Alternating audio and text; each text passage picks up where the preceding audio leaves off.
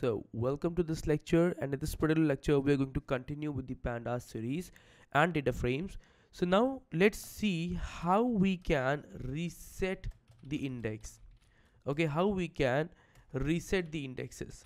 Okay, so let's see the data frame first of all. Let's see the data frame, how it looks like, and then you just have to do. Okay, first of all, let me tell you what do I mean by resetting the index. You have the index A, B, C, D, E, and everything, and maybe you want 0 1 2 3, or what you can do is you can have index as a column name and you can present all the index as a separate column name. But I must tell you, there is a catch here. But just suppose that if you want these index to be a separate column, so what will you do? Okay, so let's do it. First of all, let's do it. If I'll say df dot reset underscore index, and if I have this brackets, and then if I run this code, it is going to do like this. Index is having a column name and we are having A, B, C, D, E, and everything. Okay, but it is not permanent because you haven't reassigned the data frame variable.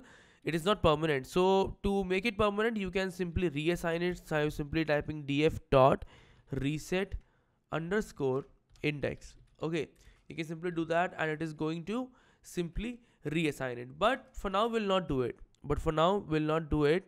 Okay, so now let's let me tell you that this is the way that how you can define your how you can reset your index permanently. You know that already. Okay, so now let's talk about how we can take column that that already exists, and set that as an index.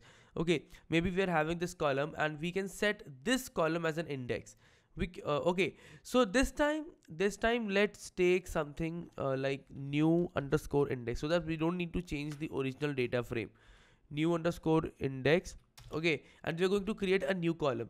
We'll have ca. Let's say we are having some the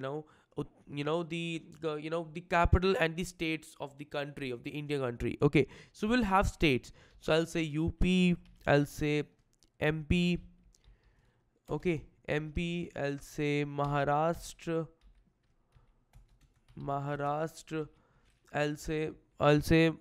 I hope spelling is right. Yeah, and I'll say Kashmir. Okay, and maybe I'll say the Gujarat. Okay, so these are the you know these just a second. Gujarat. Yeah. So these are the states that we have, and let's run this code. Although the state, I know this is not Kashmir, this is Jammu and Kashmir, but let's just put it like this. Okay, so now I'll say df. I'll create a new column names states, and I'll say new underscore ind. Okay, I'll say like this. And you know what, if we have talked about this, how we can create a new column. Okay, so that is how you create a new column, that you just put the column name as it already exists and simply say equal to that. And if I'll run this code, it is going to give us a new column which is having states as a column name. Okay, so now let's say I want this states column as an index. Okay, I want states column as an index. So let me type here. I want a column as index. Okay, I want column as index. I'll say def dot set index. Okay, set index, and I'll simply type states. Whatever the column name you want to make as index, simply type the column name of it. And now you can see that states has become index now. But there is a catch. This is not at all a column name. States is not at all a column name. Beginners make this mistake, but remember, states, it's not a column name. States is just representing the index here. Okay, the named index. But columns are only w x y z. Okay, w x y z. And if you want to check it, simply type df dot columns, and you will know what are the column names we have. It is wxyz. States is there because I have put states like this. Just a second, it should not be here, but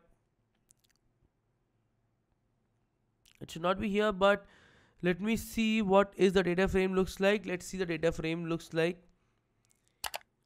So okay, so I think it is because I haven't, I haven't reassigned the variable here, because df is already having this as an states. Okay, the column is named as states. So what I have to do, I have to simply say df is equal to df dot set index as states. And now if I check the columns, you'll see state has gone now.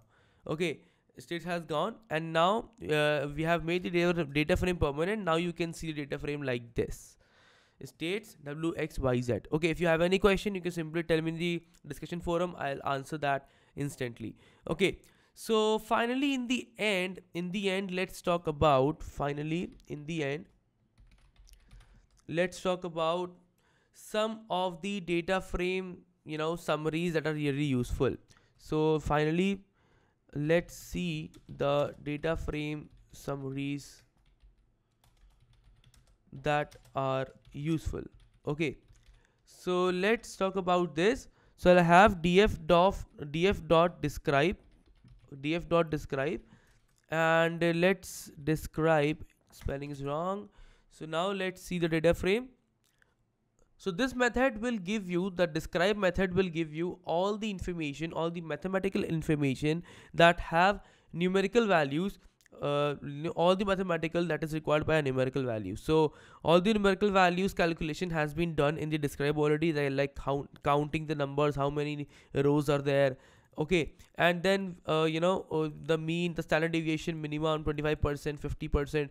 50% is nothing, just a median. Okay, so 50% everything, and maximum value and minimum value, everything has been presented here in a very good format. And I'll say df.info also, so you'll see how, all the, oh sorry, not sd, it's df.